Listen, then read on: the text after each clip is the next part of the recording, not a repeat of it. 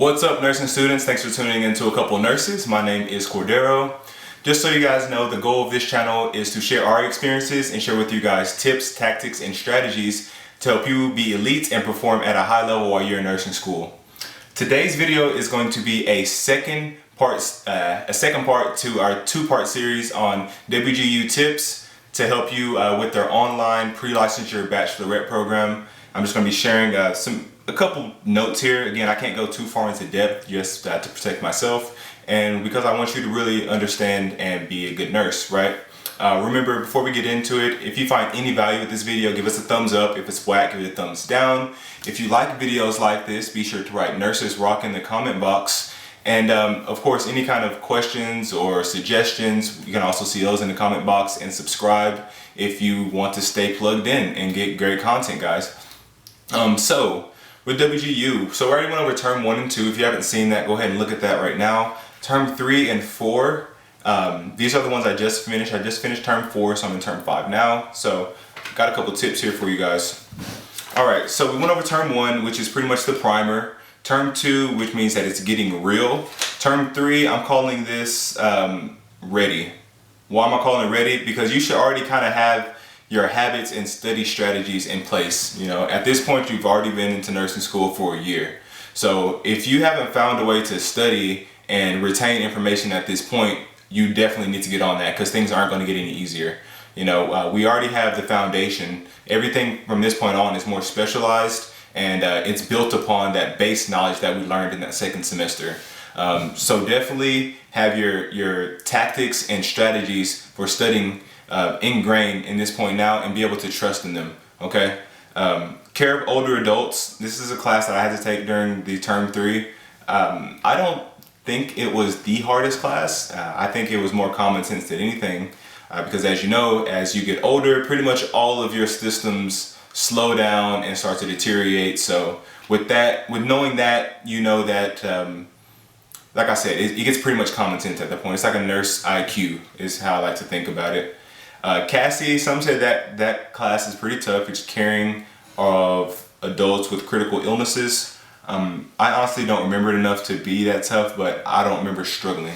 And then psych. This is the class that you need to get familiar with the drugs and get familiar with the side effects, because there are a lot of drugs for psych. Also learn about the coping mechanisms and a lot of therapeutic communication in psych. So that's term 3, getting ready. Term 4 is going to be closer. Why am I calling it closer? Because term 5 is right around the corner from term 4. So we're closer to graduating. We're almost a registered nurse, right? So during my term 4, again, this could be different if your student mentor is changing up your schedule a little bit. As you know, that can happen. Or if you get a modified progression, all this can be different for you. But these are just the classes, okay? So we had OB and PEDS, which is, I think OB is called family planning in our coursework. But this is a lot of information to retain in a short amount of time for both OB and PEDS. And just think, these are little human beings, you know, so all those labs and stuff that you learned, all of those vitals and stuff that we learned for adults are going to be different. So know that at the beginning, before you even get into that class, you're going to be having to know different blood levels and vital signs for these students, for these kids. And also, there's a lot of developmental stuff in this as well. So you need to know when children are able to walk, when are they starting to talk, when are able to build 2-block towers. For pregnant women, what are some things that we need to teach a mom whenever she's prenatal? What are some things we need to watch for after she has the baby? What are some things she's at risk for, and why? You know, community health, definitely start early. I took my time with this class and it bit me in the butt. It's a lot of freaking coursework, man. Between community health and evidence-based practice and applied research, I think I wrote like 4 or 5 papers. So it's a lot of writing, it's a lot of research. I actually loved community health a lot more than I thought I was.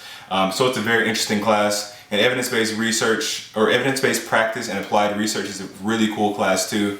Just because you pretty much get to choose something that you like. So I love sports, and I love mental health as well. So I was able to choose topics that I'm interested in, and you know, write a freaking masterpiece of a paper. It was really fun. I enjoyed it, but it was tough at the same time.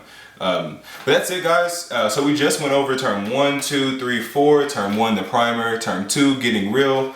Term 3, which is getting ready. Term 4, closer. And I'm currently in term 5, so you know when I finish that up, I'm coming with another video. But if you guys find value, let me know, because if you guys don't find value in this, I'm going to stop doing it. You know, I'm not just going to keep making videos talking to a blank wall.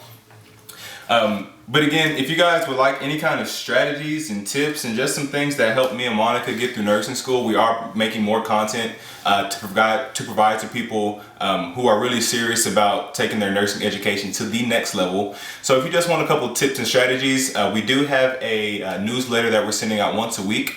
So go ahead and hit the link down below, down near the comments somewhere, and we'll get that sent out to you. But until next time, peace out.